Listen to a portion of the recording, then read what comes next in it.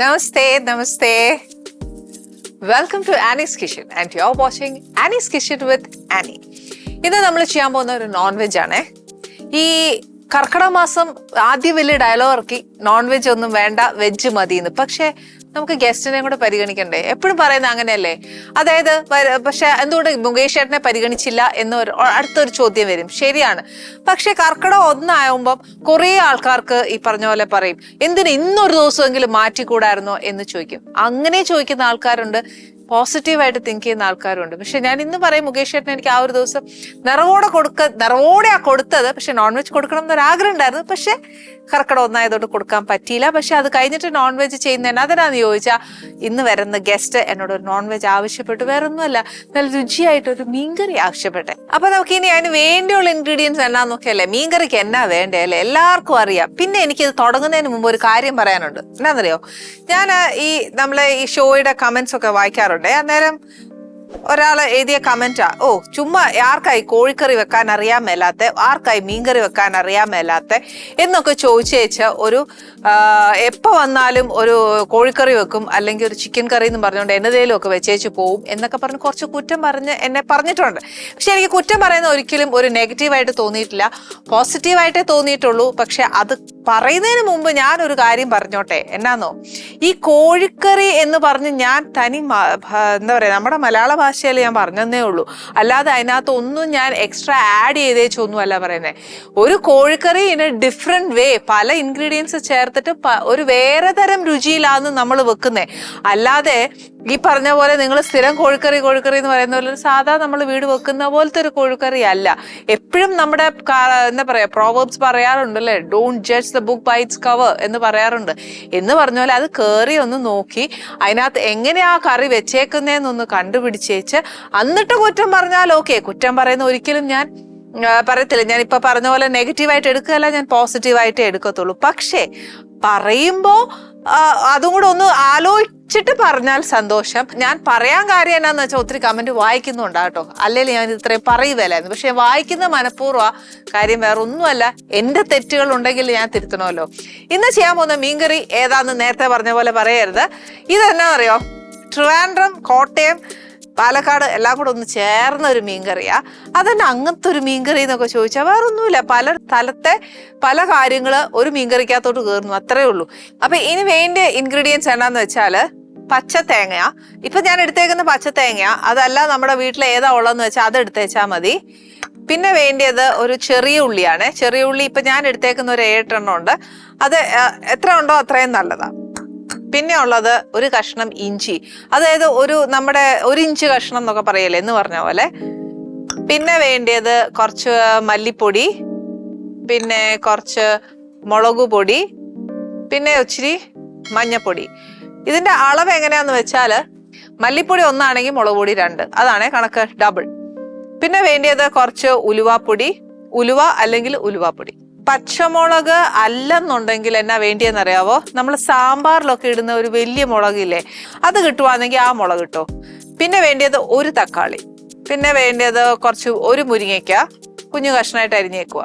പിന്നെ ചേർക്കാൻ പോകുന്ന കൊടംപുളിയാ. കൊടംപുളി ഇഷ്ടമല്ലാത്തവർക്ക് ഈ പറഞ്ഞ പോലെ വാളംപുളി ആയാലും ചേർക്കാം.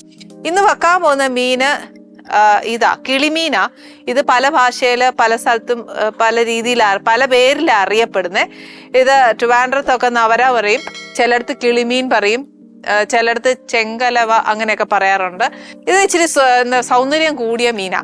ഇത് വറുക്കാനാണ് ഏറ്റവും ടേസ്റ്റ്. പക്ഷെ എന്നാലും കറി വെച്ചാലും ഈ മീൻ ഇഷ്ടമല്ലാത്തവരാരും ഇല്ല കേട്ടോ.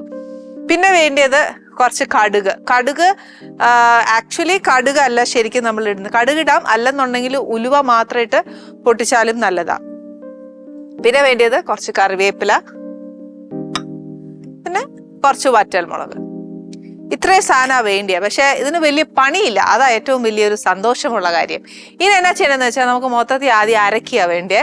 അതിനായിട്ട് ഈ പച്ചത്തേങ്ങ ഇത് മുഴുവൻ ഇടുവാന്നേ.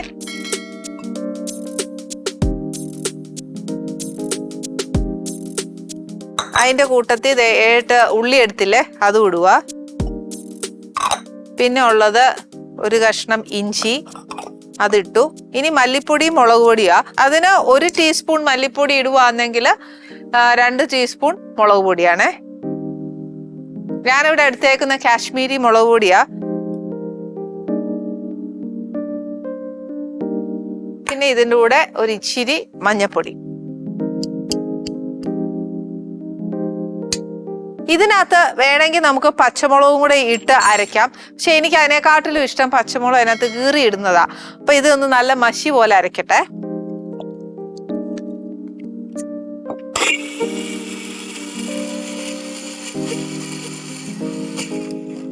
നല്ല പേസ്റ്റ് പോലെ അരയണേ. അത് ഈ പറഞ്ഞ പോലെ തരിതരിപ്പൊന്നും പാടില്ല. ഓക്കെ.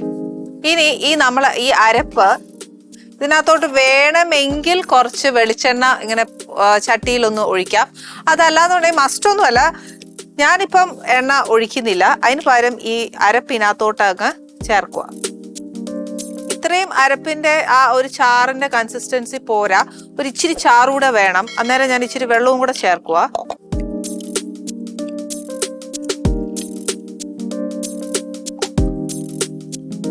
ഓക്കെ, അരപ്പ് ഫുള്ള് ഇതിനകത്തോട്ട് ഇട്ടിട്ടുണ്ട്. നമ്മൾ അരപ്പ് കംപ്ലീറ്റ് ഇതിനകത്ത് വെച്ചു. പക്ഷെ എൻ്റെ അറിവില് കുറച്ചുകൂടെ പറയുവാണെന്നുണ്ടെങ്കിൽ എനിക്ക് ഇച്ചിരി കൂടെ വെള്ളം വേണമെന്നാ തോന്നുന്നത്. അതൊട്ടും അരപ്പ് പോരാ. അരപ്പല്ല, അതിൻ്റെ ഒരു ചാറ് കട്ടിയാ. അന്നേരം അതൊരു ഇച്ചിരി ഒന്ന് തിളച്ച് വരുമ്പോൾ ലൂസാവും. ഇല്ല എന്നല്ല പറയുന്നത്. പക്ഷെ എന്നാലും ഇച്ചിരിയും കൂടെ ഒന്ന് അരച്ചാൽ ഇത്ര മതിയാവും. ഇനിയിപ്പോൾ നിങ്ങളെല്ലാം പറയും കുപ്പിയിലെ വെള്ളം തീർന്നുകൊണ്ടാ നിർത്തിയെന്ന്. അല്ല, ഇത്രയും മതി. ഇനി നമുക്കൊന്ന് അടുപ്പ് കത്തിച്ചേച്ച് ഇതിനകത്തോട്ട് നമ്മൾ ഇടാൻ പോകുന്ന പച്ചമുളക് ഒന്ന് കീറി ഇടണം. അതിൻ്റെ കൂടെ തന്നെ കുറച്ച് ഉലുവാപ്പൊടി ഒരുപാട് ഇടണ്ട. ഒരു എന്താ പറയുക, ഒരു 1/4 ടീസ്പൂണിലും കുറച്ച് ഉലുവ ഇട്ട് കഴിഞ്ഞാൽ ഈ പറഞ്ഞ പോലെ കഴിക്കും. അതുകൊണ്ട് ഒരു ഇച്ചിരി ഇട്ടേച്ചാൽ മതി. എന്നാൽ മീനിന് ഉലുവ വേണോന്ന് ചോദിച്ചാൽ വേണം, ഇല്ലെങ്കിൽ അതിനൊരു സ്വാദുമില്ല. ഈ അരപ്പൊന്ന് തിളയ്ക്കുന്ന സമയത്ത് ഞാൻ ആ പച്ചമുളക് ഒന്ന് കീറി ഇടുക. നമ്മൾ അരിഞ്ഞു വെച്ചിരിക്കുന്ന മുരിങ്ങയ്ക്ക ഒന്ന് ഇടുക. പച്ചമുളക് നമ്മൾ നേരത്തെ മുളക് പൊടി കാശ്മീരിയാ ചേർത്തേക്കുന്നത്. ഇതിപ്പോൾ എരിവുള്ള പച്ചമുളക് ആണോ എന്ന് ചോദിച്ചാൽ അത്രയും വലിയ എരിവൊന്നുമില്ല. പക്ഷെ എന്നാൽ എരിവ് ഉണ്ടോ എന്ന് ചോദിച്ചാൽ ഉണ്ട് താൻ. അതുകൊണ്ടൊരു ഞാനൊരു 3 എണ്ണം ഇടാം. അല്ലെങ്കിൽ വേറൊരു കാര്യമുണ്ട്, എന്നാന്നോ, മീനിന് ഒരു ഇച്ചിരി ഉപ്പും എരിവും പുളിയും ഒന്നും ഇല്ലെങ്കിൽ കൊള്ളത്തില്ല. അതാ എൻ്റെ പക്ഷം. അതുകൊണ്ട് ഞാനൊരു 3 പച്ചമുളക് കീറിയിട്ടിട്ടുണ്ട്. ഇതിൻ്റെ കൂട്ടത്തിൽ തന്നെ തിളയ്ക്കുമ്പോൾ തന്നെ വേവാനുള്ളതായി ഈ മുരിങ്ങയ്ക്ക, അതും കൂടെ ഇതിൻ്റെ കൂട്ടത്തിൽ ഇടുക. ഇതിൻ്റെ കൂട്ടത്തിൽ എല്ലാം ഇടേണ്ട ഒരു സാധനമാ ഉപ്പ്. അപ്പൊ അതും കൂടെ ഒരു ഇച്ചിരി ഇട്ട് കഴിഞ്ഞാൽ അരപ്പിന്റെ ഉപ്പും മുരിങ്ങയ്ക്കായ്ക്കും ഒക്കെ എത്ര വേണം എന്നുള്ളത് നമുക്കറിയാൻ ഒക്കും. ഇത്രയും മതി. അവസാനം മീനൊക്കെ ഇട്ട് ഒന്ന് നോക്കിയേച്ച് മാത്രം ഞാൻ ബാക്കി ഉപ്പ് ചേർക്കത്തുള്ളൂ. ഇനി എന്തായി, ഉപ്പായി, എരിവായി. ഇനി വേണ്ടിയത് പുളിയാ. പുളിക്കായിട്ട് ഞാനിവിടെ കുടംപുളി എടുത്തു വെച്ചേക്കുന്നേ. 2-3 പുളി എടുത്ത് ഇച്ചിരി ചൂടുവെള്ളത്തിൽ ഇട്ട് വെച്ചാൽ ആദ്യം ആ ചാറങ്ങ് ഒഴിക്കുക. പിന്നെ അതിൽ നിന്ന് 1 കഷ്ണമോ അല്ലെങ്കിൽ 2 കഷ്ണമോ പുളിയോ ഇട്ടേച്ചാൽ മതി. കാര്യം നമുക്ക് പിന്നെ അറിയാൻ നോക്കും അതിന് പുളി ഉണ്ടായിരുന്നോ ഇല്ലയോ എന്നുള്ളത്. കുറവാന്നേരം ഒന്നുകൂടി ഇട്ടേച്ചാൽ മതിയല്ലോ, അല്ലെങ്കിൽ പിന്നെ അങ്ങ് കൂടിപ്പോയാൽ ഒന്നും ചെയ്യാനൊക്കത്തില്ല. അതുകൊണ്ട് ചേട്ടാ ഞാൻ ഈ ചാറങ്ങ് ഒഴിക്കുക. ഇതിന്റെ കൂട്ടത്തില് നല്ല മുഴുത്ത 1 കഷ്ണം കുടംപുളി ഇടുക. മീൻ ഈ നിറത്തിലും ഇതൊന്ന് തിളയ്ക്കുന്ന പരുവമൊക്കെ ആവുമ്പത്തേക്ക് അത്യാവശ്യമല്ല, പക്ഷെ എനിക്ക് അത്യാവശ്യം എന്നാന്ന് വെച്ചാൽ ഒരു 2 കറിവേപ്പില ആ പച്ച നിറം ഒന്ന് കിടക്കുന്ന കാണുമ്പോൾ ഒരു ഭയങ്കര സന്തോഷം.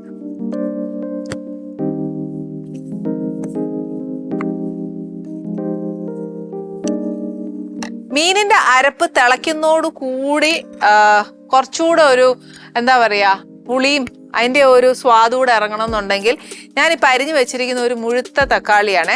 ആ മുഴുത്ത തക്കാളിയുടെ പകുതി ഇപ്പം ഇടാം, പകുതി മീൻ ഇട്ടതിന് ശേഷം ഇടാം. കാര്യം ചിലർക്കൊക്കെ ആണെങ്കിലും ഉണ്ടല്ലോ ഈ തക്കാളി കഴിക്കാനായിട്ട് ഭയങ്കര ഇഷ്ടമുള്ളവരുണ്ട്. അപ്പോൾ അതെന്ത് ചെയ്യും, മീനെല്ലാം വെന്തൊന്ന് വാങ്ങാറാകുമ്പോൾ ചില തക്കാളി ഒന്ന് വാടാനേ സമ്മതിക്കത്തുള്ളൂ.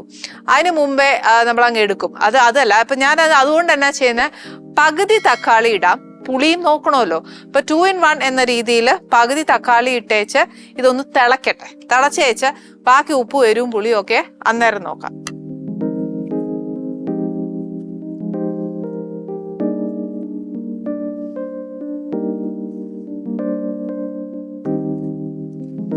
ഇനി ഇത് നമുക്കൊന്ന് അടച്ചു വെച്ച് ഒരു 5 മിനിറ്റ് ഒന്ന് നല്ല രീതിയിലെന്ന് പറഞ്ഞാൽ നല്ലതായിട്ടൊന്ന് വെട്ടി തിളച്ച് കഴിയുമ്പോഴത്തേക്ക് നമുക്ക് മീനിടാം. നമ്മുടെ അരപ്പ് നല്ലതായിട്ട് തിളച്ചിട്ടുണ്ട്. വേണ്ട നോക്കി, ഇങ്ങനെ വെട്ടി തിളയ്ക്കുന്ന സമയത്ത് നമുക്ക് ആ മീനൊന്ന് ഇട്ട് കൊടുക്കാവേ.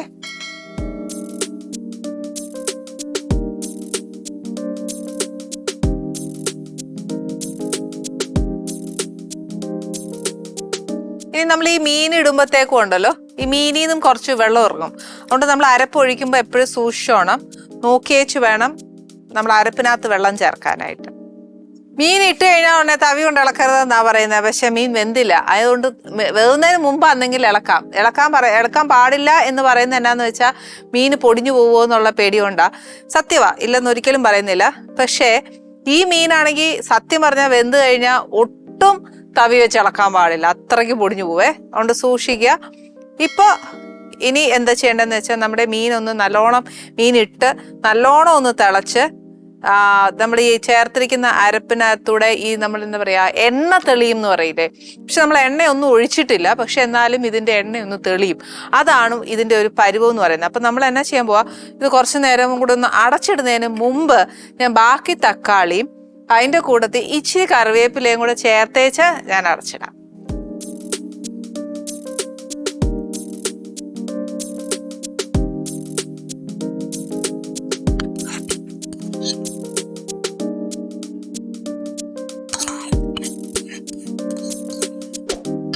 ഇനി മുരിങ്ങയ്ക്കായും മീനും കൂടെ ഒന്നിച്ച് കിടന്ന് ഒന്ന് വേവട്ടെ. വെന്തതിന് ശേഷം, വേവുക എന്ന് പറഞ്ഞാൽ അതിന്റെ പരുവം നമ്മൾ ചേർത്ത തേങ്ങയുടെ എണ്ണ നല്ലോണം തെളിയുമ്പോഴാ നമ്മൾ അടുത്ത വേറെ ഒന്നുമില്ല.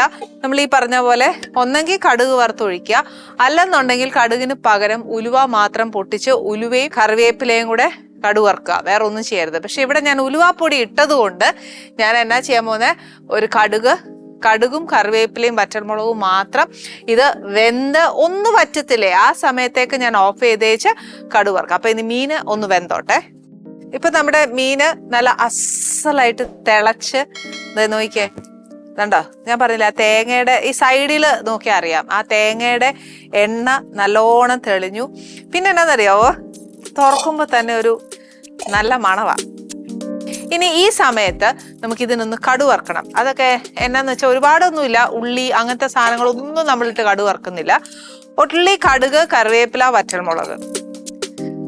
ഇനിയിപ്പോ ഉലുവയുടെ ടേസ്റ്റ് ഒരു ഇച്ചിരി കൂടുതൽ ഇഷ്ടമാണെന്ന് തോന്നുവാന്നേല് അത് നമുക്കിടാം. ഉലുവ ഇട്ട് കടുക് വറുത്താൽ മതി. ഞാൻ ഉലുവ ഇടാത്ത എന്നാന്ന് വെച്ചാൽ പൊടി ചേർത്തത് കൊണ്ടാ. ഉലുവ ഒത്തിരി ഇട്ടാൽ കഴിക്കും, അതുകൊണ്ടാ ചെയ്യാത്ത. പിന്നെ എന്നാന്ന് വെച്ചാൽ എത്രയായാലും കപ്പ, ചക്ക അല്ലെങ്കിൽ ഊണിന്റെ കൂടെ ഒക്കെ കഴിക്കാൻ ഏറ്റവും സ്വാദ് നമുക്ക് നാടൻ മീൻകറി തന്നെയാ.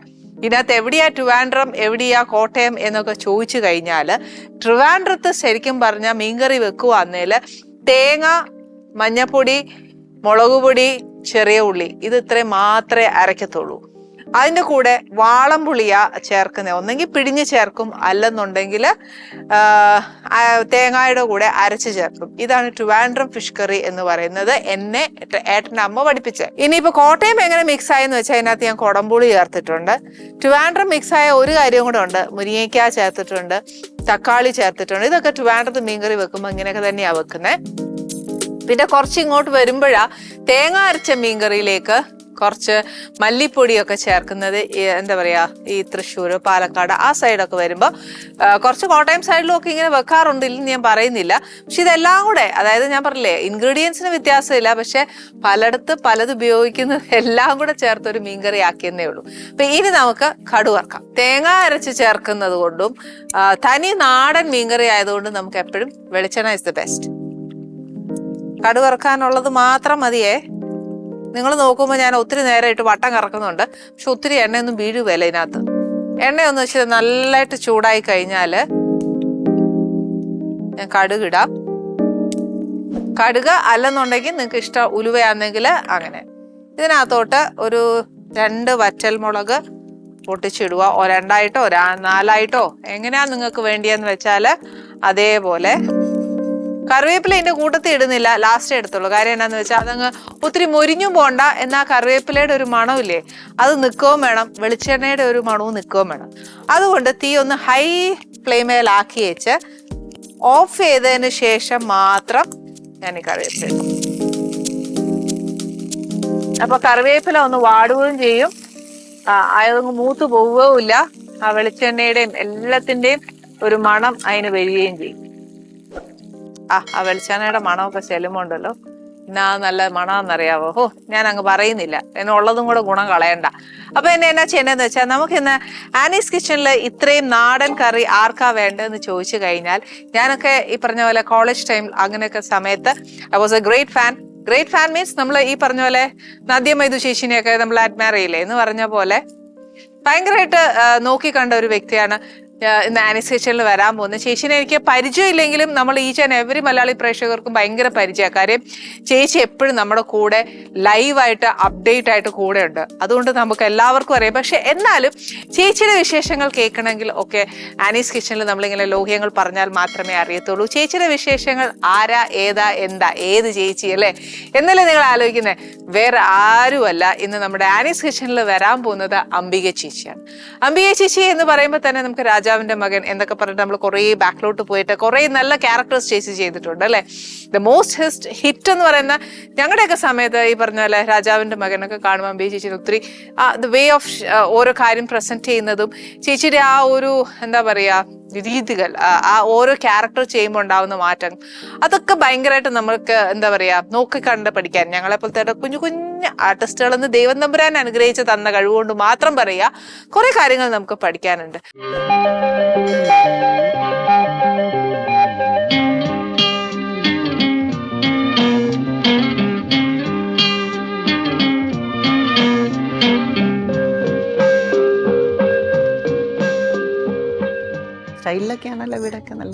അത്രയൊന്നുമില്ല ചേച്ചി, ഒരു ഇച്ചിരി അതാന്ന് വെച്ചാ ഉള്ളത് വൃത്തിയാക്കി ഇടണ്ടേ. അല്ലെങ്കിൽ ചേച്ചിയെ പോലൊക്കെ ആൾക്കാർ വന്നു കഴിഞ്ഞാൽ വഴക്ക് പറയത്തില്ല, ഇങ്ങനെയാണോ ഇട്ടേക്കുന്നത് എങ്ങനെയാണോ ഇട്ടേക്കുന്നത് എന്നൊക്കെ ചോദിച്ചാൽ.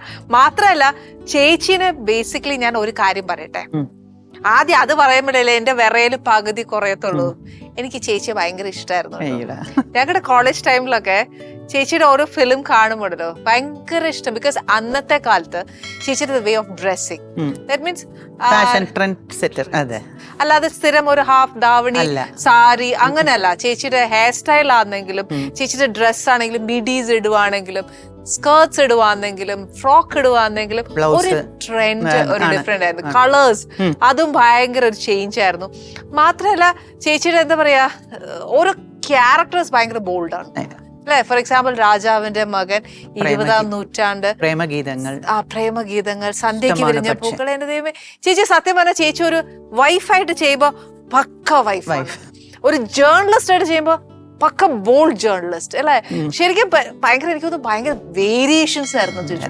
ഞാൻ സത്യം പറഞ്ഞാൽ ഞങ്ങളൊന്നും ചേച്ചി പറഞ്ഞ പോലെ ദൈവാനുഗ്രഹം കൊണ്ട് സിനിമയിൽ വന്നതാ, അല്ലാതെ കഴിവുണ്ടായിരുന്നോ എന്നുള്ളത് എനിക്കറിയത്തില്ല. ദൈവം നമ്പുരാന്റെ കൃപ.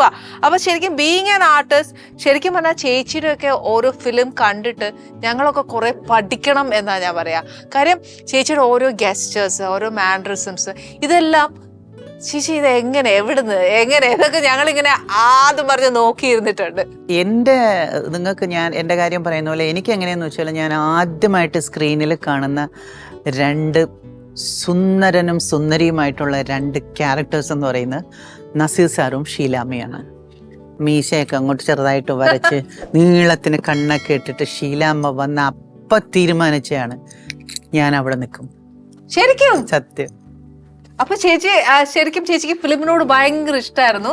ഇഷ്ടം എന്നല്ല, ഞങ്ങളുടെ വീട്ടിൽ എൻ്റെ അച്ഛനും അമ്മയും എന്നെ വിളിക്കുന്ന സിനിമ പൈത്യം എന്നാണ്. കാരണം അന്നൊക്കെ ഈ കൊട്ടക എന്ന് പറയും, സിനിമാ തിയേറ്ററിന് കൊട്ടക എന്ന് പറയും. അപ്പം മറ്റേ സ്ക്രീനിന്റെ മുമ്പിൽ ആദ്യം മണലിട്ടിട്ടുണ്ടാവും, അതിനൊരു ചാർജ്. അത് കഴിഞ്ഞ് ബെഞ്ച്, അതിനൊരു ചാർജ്. അത് കഴിഞ്ഞ് പാഡൊന്നും ഇല്ലാത്ത കസേര ഉണ്ടാവും, ഇരിക്കുമ്പോ വേദനിക്കും. അത് കഴിഞ്ഞ് പാഡുള്ള ഒരു കസേര. അപ്പൊ ഓരോന്നിനും ഓരോ കാശാണ്.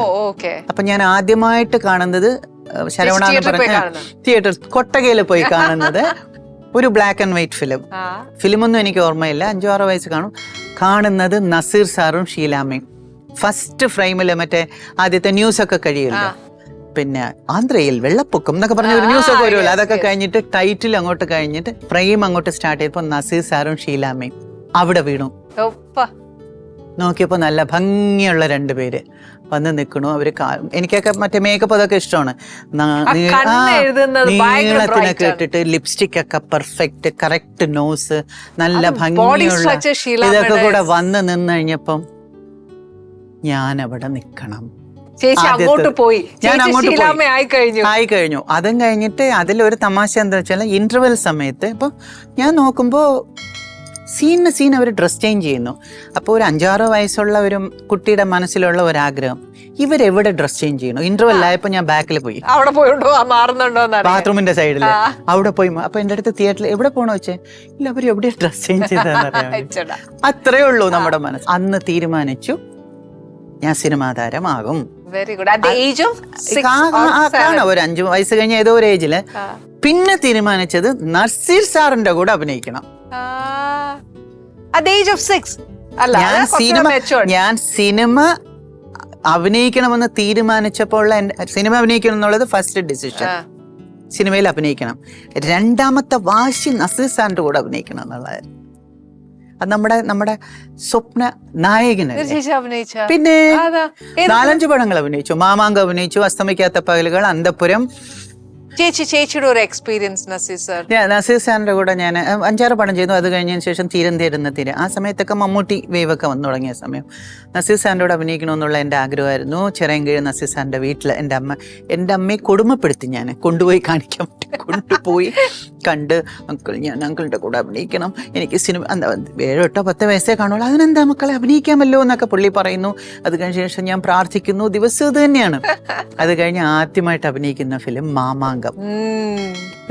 ഉദയ സ്റ്റുഡിയോയുടെ മാമാങ്കം. അതില് ഒരു സോങ് അതിനെ 2ആയിട്ട് കട്ട് ചെയ്തിട്ട് തൃത്താല പൂക്കട ഒരു ക്യാരക്ടർ, പിന്നെ കെയർ വിജയമ്മ, പാതി സോങ്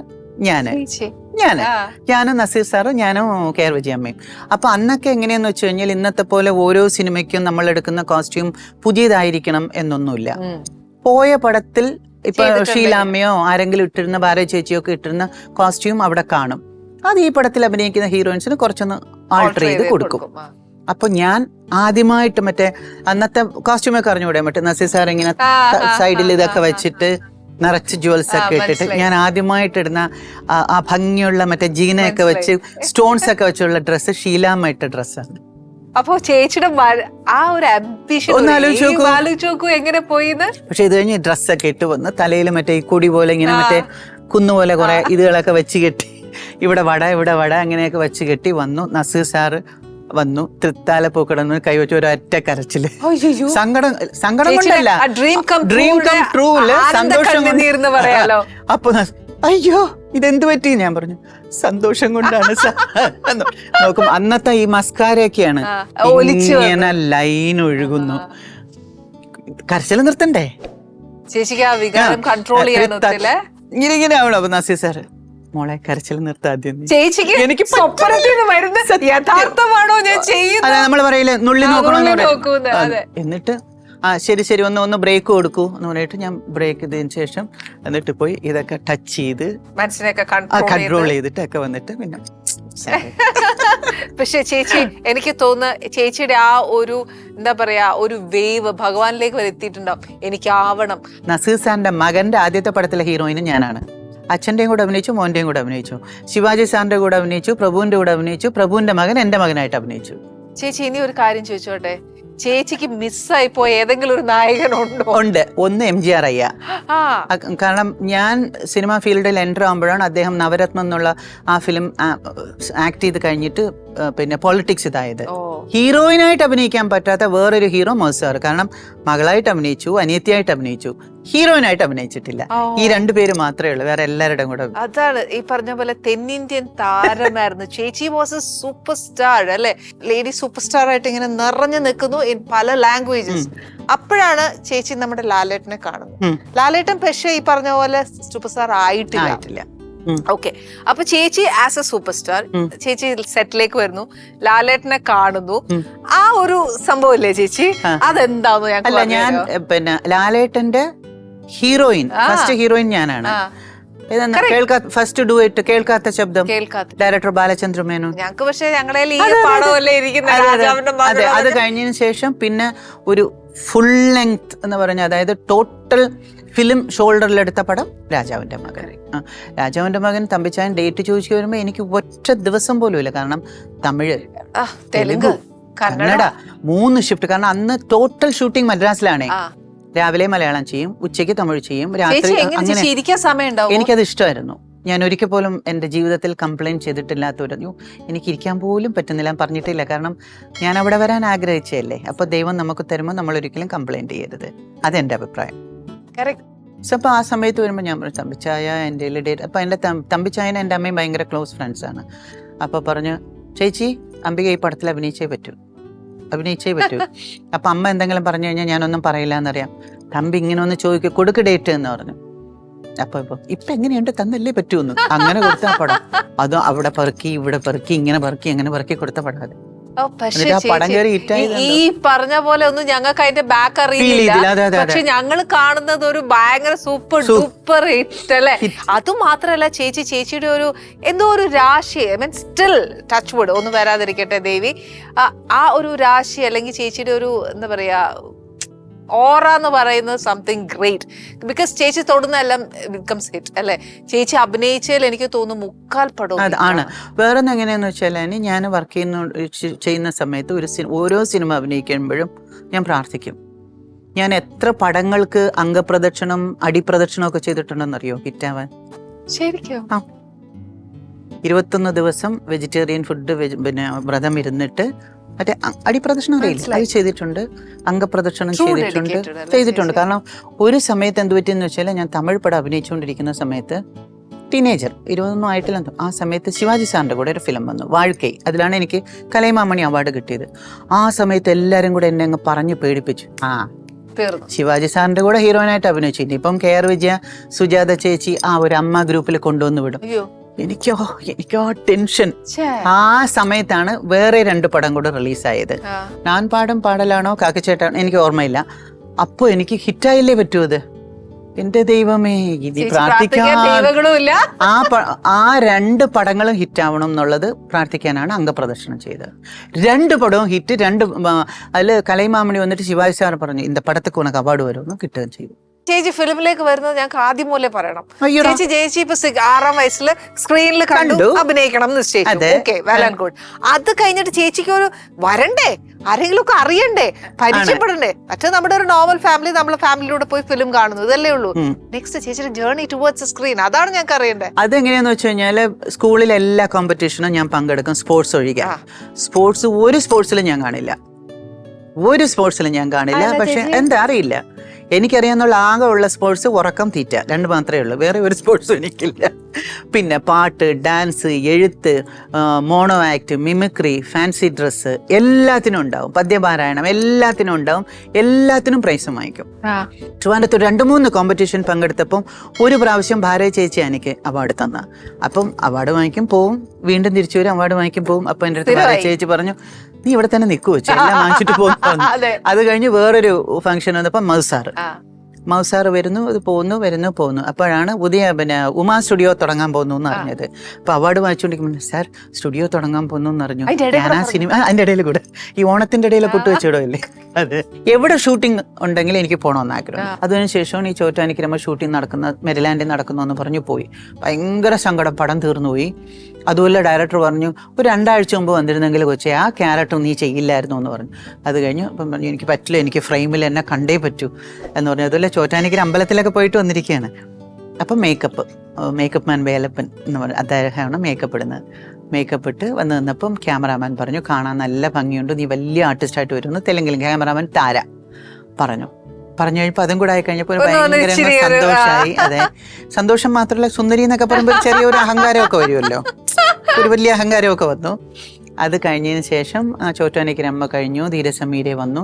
പിന്നെ കുറെ പടങ്ങൾ കുഞ്ഞു പിള്ളേരുടെ. അത് കഴിയുമ്പോൾ ഈ നമ്മുടെ ഫീൽഡിനൊരു കുഴപ്പമുണ്ട്. ഈ ഒന്നുകിൽ കൊച്ചുകുട്ടി ഇല്ലെങ്കിൽ ഹീറോയിൻ, ഇടയിൽ ഈ ഒരു സിസ്റ്റർ ക്യാരക്ടർ എന്നും പറഞ്ഞൊരു ഏർപ്പാടുണ്ട്.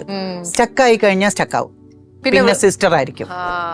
അപ്പൊ ആ സമയം വന്നപ്പോ വിചാരിച്ചു വേണ്ട, ഇനിയിപ്പം അതായത് ഇപ്പൊ വേണ്ട, നമുക്ക് വെയിറ്റ് ചെയ്യാം. അപ്പൊ പഠിപ്പിൽ കോൺസെൻട്രേറ്റ് ചെയ്യാം. അപ്പൊ എനിക്ക് വന്നിട്ട് 2 പ്രൊഫഷനായിരുന്നു എനിക്കിഷ്ടം. ഒന്നുകിൽ അഡ്വക്കേറ്റ് അല്ലെങ്കിൽ പോലീസ് ഓഫീസർ. അതായിരുന്നു എന്റെ ഇഷ്ടം. എനിക്ക് അഡ്വക്കേറ്റ് ആയിരുന്നു നമ്പർ 1 പ്രിഫറൻസ്. അച്ഛൻ പറഞ്ഞു നിന്റെ പേഴ്സണാലിറ്റിക്ക് നീ പോലീസ് ഓഫീസർ നന്നായിരിക്കും എന്ന് പറഞ്ഞു. അപ്പം ഇത് രണ്ടുമായിരുന്നു ആഗ്രഹം. അപ്പോഴാണ് സീത എന്നും പറഞ്ഞൊരു നോവലില്ലേ, എം മുകുന്ദന്റെ സീത എന്നും പറഞ്ഞൊരു നോവൽ പിന്നെ സിനിമയാക്കാൻ വേണ്ടിയിട്ട് പ്രൊഡ്യൂസർ ട്രിവാൻഡ്രത്തുള്ള ശ്രീകുമാർ, അദ്ദേഹം ഡയറക്ടർ ഗോവിന്ദൻ, ഇവരൊക്കെ കൂടെ എന്നെ കാണാൻ വരുന്നത്. അങ്ങനെ ആദ്യമായിട്ട് അതെ കോളേജിൽ പഠിച്ചുകൊണ്ടിരിക്കുന്ന സമയത്താണ് ഇത് വരുന്നത്. വന്നിട്ട് ആ സമയത്താണ് ഈ പടം ചെയ്യുന്നത്. പക്ഷെ ആദ്യം ചെയ്തത് അതാണെങ്കിലും റിലീസാകുമ്പോൾ ഒരുപാട് സമയമായി. ഫസ്റ്റ് റിലീസായത് ലജ്ജാവതിയായിരുന്നു. ഡയറക്ടർ പ്രേംകുമാർ, ശശികുമാർ സാറിന്റെ അസോസിയേറ്റ്, ലജ്ജാവതി. അതിൽ എനിക്കിപ്പോഴും ഓർമ്മയുണ്ട്, ഞങ്ങൾ അവതരിപ്പിക്കുന്ന പുതുമുഖം കുമാരി അംബിക. അതിപ്പോഴും സ്ക്രീൻഷോട്ട്, ഇപ്പോഴൊക്കെ പിന്നെ യൂട്യൂബ് അതൊക്കെ വന്നുകൊണ്ട് സ്ക്രീൻഷോട്ട് എടുത്ത് വെച്ചിട്ടുണ്ട്. പക്ഷെ അത് കാണുമ്പോൾ ഒരു സന്തോഷം. പക്ഷെ അതൊരു ഹിറ്റായില്ല. പക്ഷെ അത് നടന്നുകൊണ്ടിരിക്കുന്ന സമയത്ത് നീലത്താമര വന്നു, അത് കയറി അങ്ങ് ഹിറ്റായി. അതോടുകൂടി മാറി നീലത്താമര നടിയായി. കാരണം അന്നൊക്കെ വന്നിട്ട് ഗോസിപ്പ് എഴുതുമ്പോ ഒരു വേർഡ് വേണമല്ലോ, നീലത്താമര നടി, അങ്ങാടി നടി എന്നൊക്കെ പറഞ്ഞിട്ട്. അപ്പൊ മലയാളത്തില് നീലത്താമര നടിയും, തമിഴില് പിന്നെ സകലകലാവല്ലവൻ ഹിറ്റ് ആയതുകൊണ്ട് കട്ടവണ്ടി കട്ടവണ്ടി എന്ന് പറഞ്ഞൊരു പാട്ടുണ്ട്. ആക്ച്വലി ചേച്ചി മലയാളത്തിൽ രജിസ്റ്റേർഡ് അതിന് ശേഷമാണ് തമിഴിലേക്ക് പോയത്. തമിഴിലേക്ക് ഫസ്റ്റ് കമലഹാസൻ സാറിന്റെ കൂടെയാണ്. അതെ അതെ, അതായത് ആദ്യം അല്ല ആദ്യം ഞാന് ദ്വീപ് എന്നും പറഞ്ഞൊരു പടത്തിൽ അഭിനയിച്ചുകൊണ്ടിരിക്കുമ്പോൾ ശോഭ ചേച്ചി എന്നെ ഒരു പടത്തിന് റെക്കമെൻഡ് ചെയ്തു. മരിച്ചുപോയ ശോഭ ചേച്ചി, ഭയങ്കര ക്ലോസ് ആയിരുന്നു ഞങ്ങള്. ചേച്ചി റെക്കമെൻഡ് ചെയ്ത് ചക്കളത്തി എന്നും പറഞ്ഞൊരു പടം, അത് ചെയ്തുകൊണ്ടിരിക്കുമ്പോൾ തമിഴില് അത് ചെയ്യുന്നതിരിക്കുമ്പോൾ ഇതിന്റെ ഇടയിൽ ഒരു പ്രാവശ്യം ഞങ്ങള് കമലഹാസൻ പുള്ളിക്കാരൻ എറണാകുളത്ത് ഷൂട്ടിംഗ് ഉണ്ടായിരുന്നപ്പോൾ കാണാൻ പോയായിരുന്നു. കാണാൻ പോയപ്പോൾ ഇങ്ങനെ വർത്താനം പറഞ്ഞുകൊണ്ടിരുന്നപ്പോൾ നിനക്ക് സിനിമയിൽ അഭിനയിക്കാൻ താല്പര്യമുണ്ടല്ലോ. പറഞ്ഞു അതെ, മലയാളമൊക്കെ അഭിനയിച്ചിട്ട് തമിഴിലോട്ട് വാ, ഞാൻ റെക്കമെൻഡ് ചെയ്യാം പറഞ്ഞങ്ങ് വിട്ടു. അത് കഴിഞ്ഞതിന് ശേഷം എങ്ങനെയാണെന്ന് അറിയില്ല, എൻ്റെ കുറേ പടങ്ങളൊക്കെ വന്നു. അദ്ദേഹം കണ്ടു കഴിഞ്ഞ ശേഷം പ്രേമാഭിഷേകം എന്നും പറഞ്ഞൊരു പടത്തിനും ഞാനും ഒരു തൊഴിലാളി എന്നും പറഞ്ഞൊരു പടത്തിനും എന്നെ റെക്കമെൻഡ് ചെയ്തു. അപ്പം ഞാൻ ചക്കളത്തി അഭിനയിച്ചുകൊണ്ടിരിക്കുമ്പോൾ തന്നെ ഞാനും ഒരു തൊഴിലാളി അഭിനയിക്കാൻ പോകുമ്പോൾ അത് 3 ലാംഗ്വേജ്. ഇദ്ദേഹം ഹീറോ മൂന്നിലും തമിഴ്, തെലുഗു, ആദ്യമായിട്ടാ ജീവിതത്തിലെ കന്നഡ ലാംഗ്വേജ് കേൾക്കുന്നത്. ചേച്ചിയുടെ ആ സമയത്ത് കുറച്ചുകൂടെ കഴിഞ്ഞിട്ടാന്ന് തോന്നുന്നു ഉർവശി ചേച്ചിയും കൽപ്പനേച്ചിയും കലാരഞ്ജിനി ചേച്ചിയും ഒക്കെ വന്നത്. അതേപോലെ ഞങ്ങൾ നോക്കുമ്പോ ഇപ്പുറത്തെ അമ്പിയ ചേച്ചി, രാധ ചേച്ചി, മല്ലിയ ചേച്ചി, പിന്നെന്താ മല്ലിയ ചേച്ചി മാത്രം വരാത്ത? മല്ലിയായിരുന്നു ഞങ്ങളുടെ വീട്ടിലെ ബ്രെയിനി സ്റ്റുഡന്റ്. അതായത് 100-ന് 98 വാങ്ങിക്കുന്ന ബ്രെയിൻ. ഞാനൊക്കെ വന്നിട്ട് 50-ല് 7 കിട്ടിയാൽ തന്നെ വലിയ കാര്യം, രക്ഷപ്പെട്ടു. അതന്നെ ഞങ്ങളുടെ വീട്ടിലെ ബ്രെയിനി എന്ന് പറയുന്നത് ഒന്ന് മല്ലിക, പിന്നെ ഏറ്റവും ഉള്ള അനിയൻ സുരേഷ്. ഇവർ രണ്ടുപേരുമാണ് ബുദ്ധിയുള്ള ഡോക്ടർ ആവേണ്ട ആളാ മല്ലിക. ഓ അത് ശരി. ചേച്ചി ചെറുപ്പത്തിലെ ഭയങ്കര ബോൾഡ് ആയിരുന്നു. ഞാനോ? ഞാൻ എനിക്ക് മനസ്സിൽ തോന്നുന്നത് ഞാൻ പറയും, ഇഷ്ടമുള്ളത് ഞാൻ പറയും. പിന്നെ അതേപോലെ സെന്റിയും തന്നെയാണ്, പക്ഷെ എങ്കിലും ഇഷ്ടമുള്ളത് മനസ്സിലുള്ളത് മറ്റുള്ളവർ തെറ്റ് കണ്ട് അപ്പൊ ചേച്ചി റിയാക്ട് ചെയ്യും? ഇല്ല, അതൊന്നും അത് ചെയ്യില്ല. എന്തെങ്കിലും കണ്ടു കഴിഞ്ഞാൽ മിണ്ടാതിരിക്കും ഞാൻ. പക്ഷെ അത് എന്റെ മുഖം കാണുമ്പോ അവർക്ക് മനസ്സിലാവും ചേച്ചിക്ക് ഇഷ്ടപ്പെട്ടിട്ടില്ല എന്നുള്ളത് അല്ലേ? മനസ്സിലാവും. പക്ഷെ ചേച്ചി പറയില്ല. പക്ഷെ ചേച്ചിയുടെ വർത്താനത്തിലും ഇത്രയും നേരം വർത്താനം പറഞ്ഞാലും ഇപ്പൊ കഴിഞ്ഞ ഒരു 10-15 വർഷമായിട്ട് ഞാൻ പറയും. ലൈഫ് ചില കാര്യങ്ങളൊക്കെ പഠിപ്പിച്ചു തരില്ലേ, പഠിപ്പിച്ചു തരുമ്പോൾ ചില കാര്യങ്ങൾ മനസ്സിൽ വെച്ചുകൊണ്ടിരിക്കുന്നത് അത് BP കൂട്ടും. അതുകൊണ്ട് വെളിയിൽ പറയുക, അപ്പൊ BP ഇറങ്ങും എന്ന് മനസ്സിലാക്കി. ചേച്ചി ഈ ഇടയ്ക്ക് ഒരു സ്ഥലത്ത് പോയിട്ട് ചേച്ചി ഭയങ്കര വൈറലായി, ഒരു കുട്ടിയുടെ വീട്ടിൽ പോയി. അപ്പൊ ചേച്ചി അവിടെയൊക്കെ ഒരാളോട് പറയുന്ന രീതി എനിക്ക് അങ്ങനെയല്ല. ഒരു ഡെത്ത് നടന്നു, എനിക്ക് എവിടെ പോകണമെന്ന് ആഗ്രഹം ഉണ്ടായിരുന്നു. അപ്പം മദ്രാസിൽ നിന്ന് പോകുമ്പോൾ 10 മണിക്കൂർ. അപ്പം ഞാനൊരു ഫംഗ്ഷന് വേണ്ടി ഗുരുവായൂർ പോയപ്പോൾ ഞാൻ ചോദിച്ചു ആ കൊച്ചിൻ്റെ വീട്ടിൽ പോകാൻ എത്ര സമയം? ഇവിടുന്ന് 3.5 മണിക്കൂറേ ഉള്ളൂ വെച്ച് ഞാൻ പോയി. എൻ്റെ മനസ്സ് പറഞ്ഞു പോകണമെന്ന്. അതുകൊണ്ട് ഞാൻ പോയി. അച്ഛനും അമ്മയും കണ്ട് സംസാരിച്ചു. അപ്പോൾ അതിൻ്റെ ഇടയിൽ കുറച്ച് ആൾക്കാർ സംസാരിക്കാൻ വന്നു. ഞാൻ മനസ്സിൽ ഫീൽ ചെയ്ത് ഞാൻ സംസാരിച്ചു. പിന്നെ ഞാൻ ഒരിക്കലും വാക്കുകൾ കൊണ്ട് വേറൊരാളിനെ വേദനിപ്പിക്കാറില്ല. അതുകൊണ്ട് വേറൊരാൾ വാക്കുകൾ കൊണ്ട് എന്നെ വേദനിപ്പിച്ചാൽ അതങ്ങോട്ട് ഇരുന്ന് കൊടുക്കുകയില്ല, കേട്ടോണ്ടിരിക്കില്ല. ഇല്ല, അത് പറയേണ്ടത് പറഞ്ഞിരിക്കും. അപ്പൊ ചേച്ചി ഇപ്പൊ മീഡിയയിലൊക്കെ നമ്മൾ അങ്ങനെ പറയുമ്പോ നമുക്ക് നെഗറ്റീവ്സ് വരില്ലേ ചേച്ചി? വന്നോട്ടെ. ഇപ്പൊ മീഡിയയിൽ അല്ലെങ്കിൽ നെഗറ്റീവ് അല്ലാതെയാണോ വരുന്നത്? നിങ്ങൾ നല്ലത് പറഞ്ഞാലും 60% നെഗറ്റീവായിട്ടേ പറയൂ. 40% ഉള്ള നല്ല ആൾക്കാർ സംസാരിക്കുന്നത്. പല ആൾക്കാർ ഇപ്പം മലയാളം യൂട്യൂബ് ചാനലും 2-3 ചേട്ടന്മാരും 2-3 ചേച്ചിമാരും ഒക്കെ ഇരുന്നാലും 2-3 ചേട്ടന്മാർക്ക് ഭയങ്കര അസുഖമാണ്. അവരിരുന്ന് ആവശ്യമില്ലാത്ത കമൻറ്റ് എന്തോ ഞങ്ങളുടെ വീട്ടിൽ ഞങ്ങളോടൊപ്പം ജീവിച്ച പോലെയും എൻ്റെ ചേട്ടനെ പോലെയൊക്കെ സംസാരിക്കുന്നുണ്ട്. വളരെ വൃത്തികെട്ട, വളരെ മനോഹരമായ വൃത്തികെട്ട ഭാഷയിൽ സംസാരിക്കുന്നുണ്ട്. പക്ഷേ എനിക്ക് ആദ്യം ദേഷ്യം വന്നു. പിന്നെ ഞാൻ വിചാരിച്ചു പാവം, അങ്ങനെ ചെയ്യുന്നുണ്ടല്ലേ വ്യൂസ് കൂടുന്നത്, അപ്പം ജീവിക്കണ്ടേ, അപ്പൊ പിന്നെ പോട്ടെ ചേട്ടാ. അപ്പോൾ ഇങ്ങനെയൊക്കെ പറയുമ്പോ ഇങ്ങനെയൊക്കെ മറ്റുള്ളവരെ കുറിച്ച് പറഞ്ഞ് അവർക്ക് അന്നം കിട്ടുന്നെങ്കിൽ നമ്മളൊക്കെ അവരുടെ അന്നദാതാക്കളല്ലേ. അപ്പൊ അവർക്ക് നമുക്ക് അവരുടെ അമ്മയുടെ സ്ഥാനം നമുക്ക് ചോറ് കൊടുക്കുകയല്ലേ. ചേച്ചി അതിന്റെ ആ ലെവലിലേക്ക് എടുത്തു. പിന്നെ ശരിക്കും ഒരു വീട്ടമ്മയോട് ചോദിക്കുവാണോ ഒരു ചേച്ചിയോട് ചോദിക്കുന്ന പോലെയാണോ? പക്ഷെ നല്ലൊരു അഡ്വൈസ് കിട്ടാൻ ഒരുപാട് കാര്യങ്ങളുണ്ട്. അഡ്വൈസ് അല്ല ഞാൻ ചേച്ചി അതൊരു കാര്യമുണ്ട്, ഞാൻ ചേച്ചിക്ക് ഉണ്ടാക്കിയ ഭക്ഷണവും കൂടെ ഞാൻ തരണമല്ലോ. ഭക്ഷണത്തിന്റെ കാര്യം പറഞ്ഞപ്പോഴാണ് പറഞ്ഞത്. ഞാൻ എല്ലാം ഒക്കെയാണ്, പാടും, എഴുതും, അഭിനയിക്കും, ഡയറക്ഷന് താല്പര്യമുണ്ടോ, പോളിറ്റിക്സ് താല്പര്യമുണ്ടോ, എല്ലാം okay. I M A very bad cook. അത് ഞാൻ ഇപ്പൊ പറഞ്ഞു. ഞാനും ബാഡ് കുക്കാണ് ചേച്ചി. തമ്പുരാന്റെ അനുഗ്രഹം കൊണ്ട് എന്തൊക്കെയോ സംഭവിക്കുന്നു, അത്രേ ഉള്ളൂ. ഞാൻ എന്തായാലും എന്റെ ഇന്നത്തെ പാചകം ഞാൻ ചേച്ചിക്ക് തരാം. വരണം ചേച്ചി.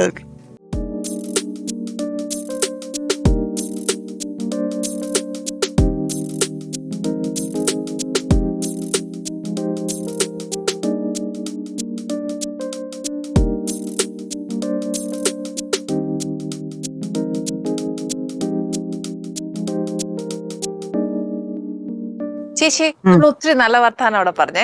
പിന്നെ ചേച്ചിയുടെ ഒരു ബോൾഡ്നെസ് കൊണ്ട് ചേച്ചിയുടെ ഈ ഫീൽഡിലേക്ക് വന്നതും ചേച്ചി ഇത്രയും വർക്ക് ചെയ്തത് ഒക്കെ ചേച്ചിക്ക് ഒരു സപ്പോർട്ട് അമ്മ ഭയങ്കരമായിട്ടുണ്ട്.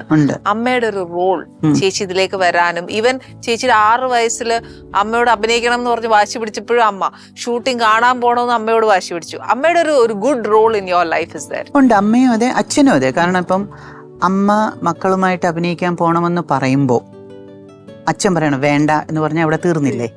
അതും അന്നത്തെ കാലത്ത് കുറച്ച് പറഞ്ഞു കഴിഞ്ഞാൽ ഇതാണല്ലോ. അപ്പൊ അമ്മയും അച്ഛനും ഒരേപോലെ നിനക്ക് അഭിനയിക്കാനാണ് താല്പര്യമെങ്കിൽ ഓക്കെ എന്നുള്ള ഒരു സപ്പോർട്ട് 2 സ്ഥലത്തുനിന്നും ഉണ്ടായിരുന്നു. അത് തന്നെയാണ് ഈ സിനിമയിൽ അഭിനയിക്കാൻ വന്നിരിക്കുന്ന എല്ലാ കുട്ടികൾക്കും അത് തന്നെയാണ് ഒരു അടിസ്ഥാനം എന്ന് പറയുന്നത്. ആണ് സപ്പോർട്ട്. അത് കഴിഞ്ഞപ്പം ആദ്യം ഒരു മോളായിരുന്നു, പിന്നെ 2 മക്കൾ അഭിനയിക്കാൻ വന്നപ്പം ചില സമയങ്ങളിൽ എൻ്റെ കൂടെ അച്ഛൻ വരും, ചില സമയങ്ങളിൽ എൻ്റെ കൂടെ അമ്മ വരും.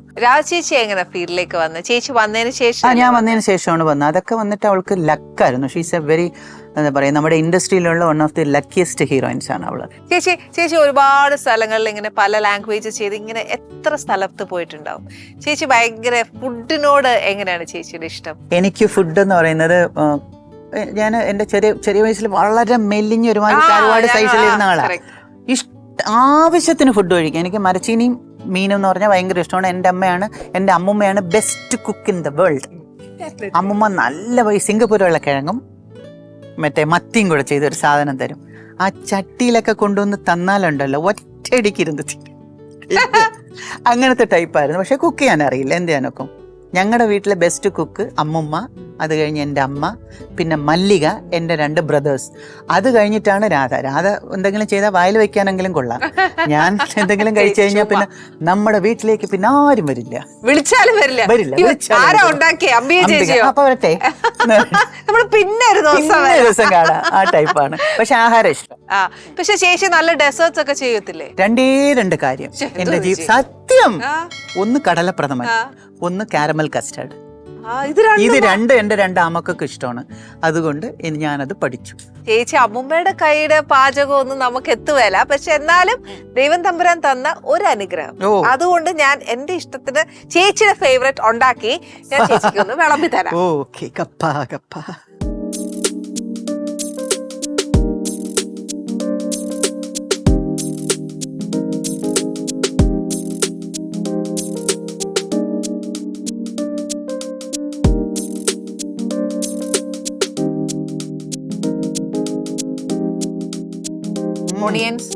അന്നൊന്നും ഓണിയനും കണിയനൊന്നും ഇല്ല, വെറും മത്തി മാത്രമല്ല. ഓണിയൻ എന്താ പറയുക, 20th സെഞ്ചുറിയിൽ വന്നതാ. പക്ഷെ ഞങ്ങൾക്കൊക്കെ ഇഷ്ടമാ. ചേച്ചി ആ ഫിഷ് കറി ഒന്ന് കഴിച്ചു നോക്കിയേ.